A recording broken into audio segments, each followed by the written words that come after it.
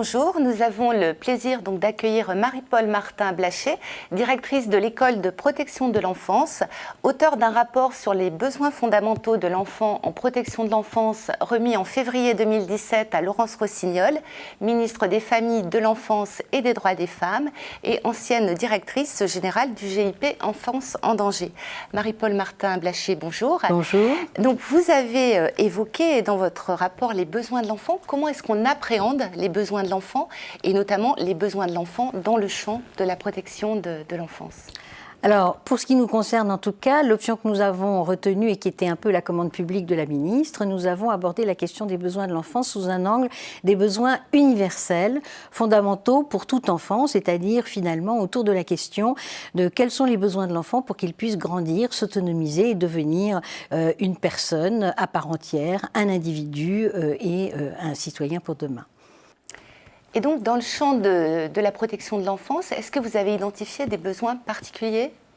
Alors effectivement, nous nous sommes rendus compte que, bien évidemment, les enfants pris en charge en protection de l'enfance ont des besoins universels au même titre que n'importe quel autre enfant, mais qu'au regard des situations et des contextes dans lesquels ils ont pu grandir, et en particulier dans certaines situations délétères qui ont pu compromettre leur développement, ces enfants vont développer des besoins spécifiques que nous avons évoqués dans notre rapport, bien entendu. Et au-delà des besoins spécifiques liés aux situations qu'ils ont pu vivre dans leur milieu de vie familiale, ils pourront également avoir besoin de réponse à des besoins particuliers, puisque aujourd'hui, à peu près 25% des enfants qui sont pris en charge à l'aide sociale à l'enfance sont des enfants qui sont porteurs de handicap. Donc, ils vont articuler des besoins universels, des besoins spécifiques et parfois des besoins particuliers. Et comment vous décririez, quels sont les besoins principaux donc des enfants? Vous évoquez notamment le besoin de sécurité, et comment les politiques publiques y répondent-elles? Alors, ce que nous pouvons dire, c'est qu'après avoir non seulement regardé la littérature internationale, mais aussi beaucoup auditionné, nous avons entendu beaucoup de professionnels et de spécialistes, à la fois de disciplines multiples, mais y compris dans certaines disciplines de différentes écoles de pensée, nous sommes arrivés à la conclusion qu'effectivement, ce qui est au cœur de la construction d'un enfant, c'est effectivement ce que nous avons appelé le métabesoin. Ce métabesoin, en fait, en quelque sorte, il a plusieurs étages, en quelque sorte, il a 3 étages. C'est à la fois la réponse à ses besoins de survie, bien entendu, à ses besoins de protection, d'être mis à l'abri de toute violence.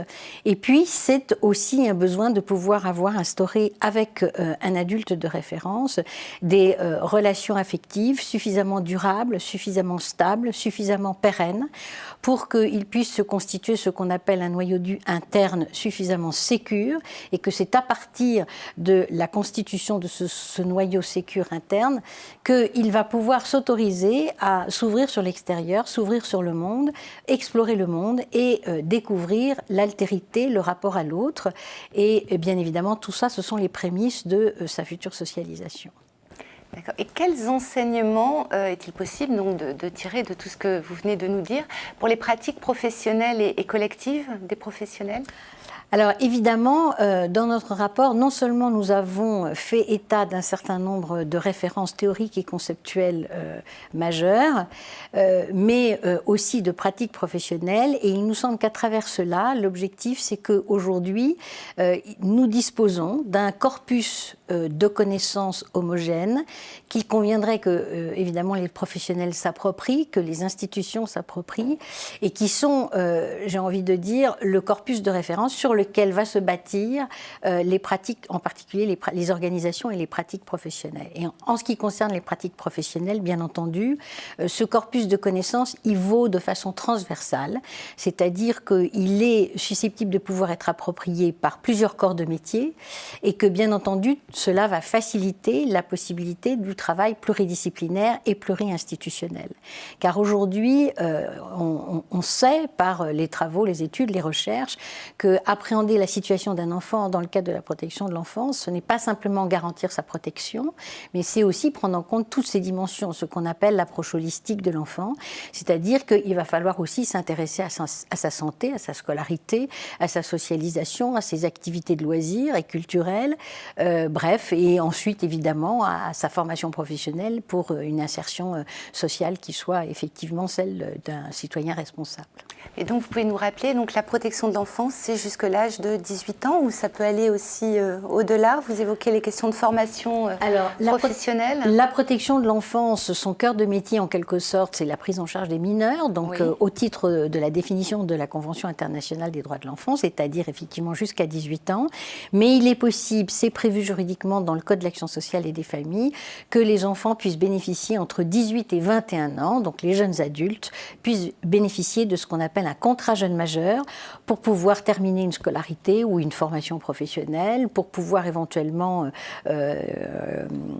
permettre un projet d'insertion. Bref, les collectivités territoriales peuvent, avec les jeunes adultes, contracter avec eux un contrat jeune majeur pour leur permettre de pouvoir poursuivre leur trajectoire de vie et la consolider avant finalement d'être totalement autonomes.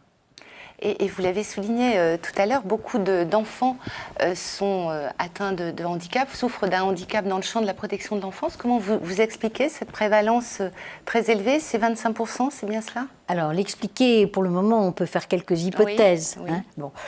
On sait qu'effectivement, les enfants porteurs de handicap sont en eux-mêmes un public vulnérable et que, bien évidemment, dans des circonstances particulières, les caractéristiques de cette vulnérabilité peuvent mettre des parents en difficulté et rendre l'exercice de la parentalité complexe pour pouvoir répondre de façon appropriée aux besoins de l'enfant et garantir son développement.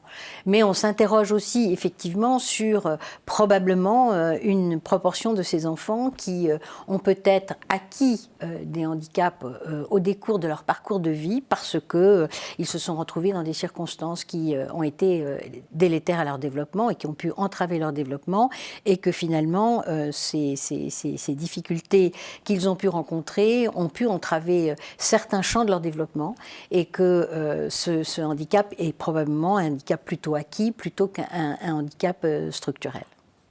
D'accord. Et donc, vous êtes très attaché à la promotion d'une vision transversale et pluridisciplinaire des enfants.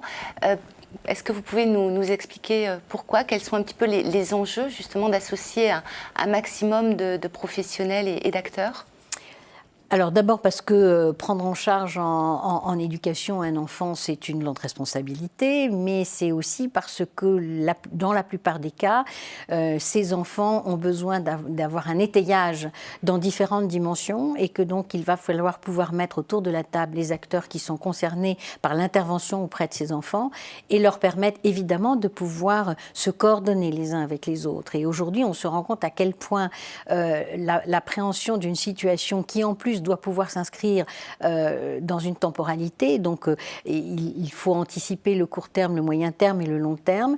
Et donc, effectivement, il faut pouvoir garantir, on sait qu'aujourd'hui, ce sont des éléments qui comptent dans le devenir à l'âge adulte de ces enfants. Il faut pouvoir garantir une cohérence des interventions et une stabilité et pérennité du parcours de vie de l'enfant. Et que pour ce faire, eh bien, on va avoir besoin de tous les acteurs qui gravitent autour de l'enfant ou qui jouent un rôle particulier dans son espace de vie. Ce qui veut dire donc que les professionnels donc des collectivités territoriales doivent bâtir des collaborations, des coopérations en dehors de ces collectivités? Absolument. D'ailleurs, pour ce faire, la loi du 5 mars 2007 est très claire puisqu'elle responsabilise le président du conseil départemental comme étant finalement le pilote qui a en charge la coordination des actions, quels que soient les acteurs qui sont en jeu, y compris le secteur judiciaire. Et donc, il doit veiller à ce qu'effectivement, il puisse y avoir une coordination des interventions, une coordination des acteurs et une complémentarité des interventions. Car on sait à quel point, quelquefois, pour certaines familles, la multiplicité des acteurs peut rendre peu lisibles, finalement, les rôles et fonctions de chacun. Et on a besoin qu'il y ait une clarification des rôles et fonctions de chacun, tout en respectant, bien évidemment, les corps professionnels et les fonctions de chacun. Et donc, c'est toujours une action pilotée, comme vous le dites, par le président du conseil départemental. C'est vraiment lui qui est au cœur du dispositif. Il est au cœur du dispositif et il est avec un outil. Non seulement la mission lui est confiée, mais il a pour ce faire un outil à sa disposition qui est ce qu'on appelle le projet pour l'enfant.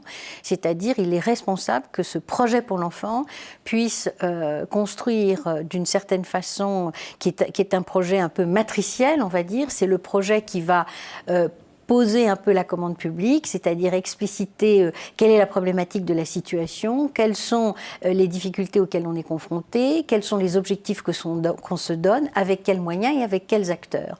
Donc normalement, ce projet pour l'enfant, qui normalement existe dans les textes depuis 2007, mais qui n'est pas encore totalement généralisé, est un élément essentiel de cette coordination, parce que c'est la colonne vertébrale de cette coordination qui permet, encore une fois, d'identifier l'ensemble des acteurs et de répartir les tâches et fonctions de chacun.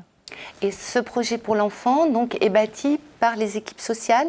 Alors ce projet pour l'enfant, il est bâti effectivement par les différents acteurs avec la famille, avec l'enfant. Oui. Il est évidemment de la responsabilité d'être validé par le président du conseil départemental ou évidemment son délégataire.